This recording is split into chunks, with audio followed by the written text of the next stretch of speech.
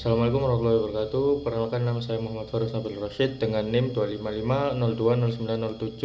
255020997111002.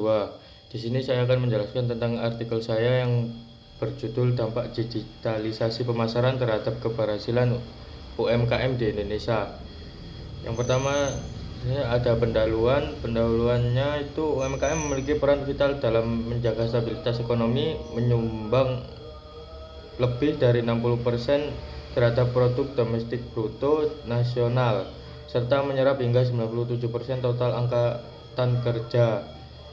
Di balik kontribusinya yang besar, UMKM masih menghadapi hambatan klasik seperti keterbatasan modal, rendahnya kapasitas sumber daya manusia, dan lemahnya akses pasar yang luas. Pada revolusi industri 4.0 membawa fenomena digital marketing menggunakan media sosial, marketplace, hingga aplikasi pesan instan. Hal ini memberikan peluang bagi UMKM untuk bersaing dengan usaha skala besar karena biaya promosi digital yang lebih efisien dan terukur. Di Indonesia memiliki jumlah ekosistem digital yang sangat kondusif dengan jumlah pengguna internet yang telah melampaui 200 juta jiwa. Selanjutnya itu adopsi pemasaran digital di kalangan UMKM belum merata. Masih banyak pelaku usaha yang enggan atau belum mampu bertransisi karena keterbatasan literasi digital dan kurangnya infrastruktur teknologi. Rumusan masalahnya itu menganalisis tingkat adopsi, mengukur pengaruh pemasaran digital terhadap keberhasilan usaha. Tujuannya itu untuk mengidentifikasi faktor pendorong atau penghambat serta merumuskan model digitalisasi yang efektif bagi UMKM di Indonesia. Di sini saya metode penelitiannya menggunakan pendekatan kuantitatif dengan desain deskriptif untuk mengukur dan menganalisis hubungan antar variabel secara sistematis, objektif, dan terukur. Saya menggunakan dua jenis data, yaitu data primer dan yang diperoleh langsung dari kuesioner responden, serta data sekunder yang berasal dari laporan resmi kementerian, data BPS, jurnal ilmiah, dan literatur yang relevan. Data dikumpulkan secara daring, menyasar pelaku UMKM di Indonesia melalui penyebaran kuesioner terstruktur via Google Form pada bulan Mei 2026, serta dilengkapi dengan studi pustaka. Kuesioner daring tersebut berhasil disebarkan dan diisi oleh 33 pelaku UMKM di Indonesia. Data diolah menggunakan perangkat lunak statistik SPSS melalui teknik analisis statistik deskriptif dan analisis korelasi person untuk mengetahui kekuatan hubungan antar variabel. Penelitian tidak terbatas pada satu wilayah tertentu, melainkan bersifat nasional dengan cakupan responden dari berbagai provinsi di Indonesia. Saya menggunakan 3 penelitian terdahulu, yaitu penelitian Febriantoro dan Arisandi di Batam mengenai efektivitas integrasi media sosial dan marketplace. Yang kedua, penelitian Pradiani 2017 di Malang yang mencatat peningkatan omset industri rumahan hingga 100% melalui pemasaran digital.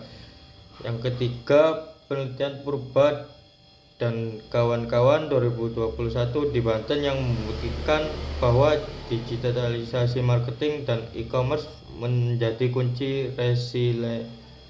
resiliensi serta keberlanjutan bisnis UMKM selama pandemi COVID-19. Ketiga studi tersebut memiliki persamaan dalam hal fokus dampak positif digitalisasi.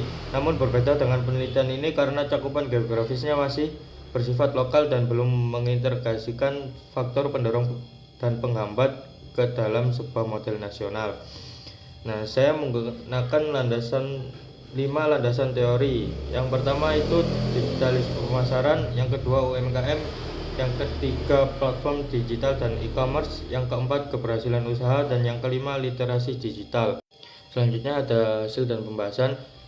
Tingkat adopsi platform digital di kalangan UMKM responden tergolong sangat tinggi dengan 97% pelaku usaha aktif menggunakan minimal satu platform secara mandiri dan organik. Instagram menjadi platform paling dominan yang digunakan oleh 29 UMKM dengan presentasi 87,9%, diikuti oleh TikTok sebesar 22 UMKM dengan presentase 66,7% dan WhatsApp Business dengan presentasi 18,2% dan Shopee dengan presentasi 12,1%. Nah, digitalisasi pemasaran ini terbukti berpengaruh positif dan signifikan terhadap keberhasilan usaha dengan nilai rata-rata keseluruhan persepsi responden mencapai 4,28 dari skala 5. Manfaat yang paling kuat disarankan adalah kemudahan dalam memperoleh pelanggan baru dan perluasan jangkauan pasar ke luar wilayah lokal, sementara peningkatan omset penjualan mencatatkan nilai rata-rata 4,18. Nah, faktor pendorong utama adopsi meliputi keterjangkauan biaya operasional platform, besarnya basis penggunaan internet di Indonesia, dan kemudahan antarmuka aplikasi.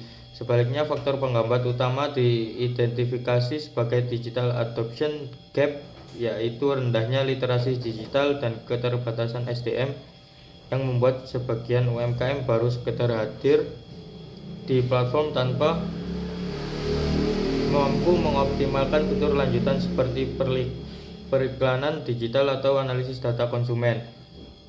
Nah, berdasarkan pola data, penelitian merumuskan model MIDP UMKM yang terdiri dari 4 tahapan progresif, yaitu adopsi dasar, yang kedua integrasi platform, dan yang ketiga optimasi data, dan yang terakhir ekosistem pemasaran terpadu. Selanjutnya itu penutup. Di bagian penutup ini saya mempunyai 4 kesimpulan penelitian. Yang pertama, tingkat adopsi digitalisasi pemasaran di kalangan UMKM Indonesia tergolong sangat tinggi dengan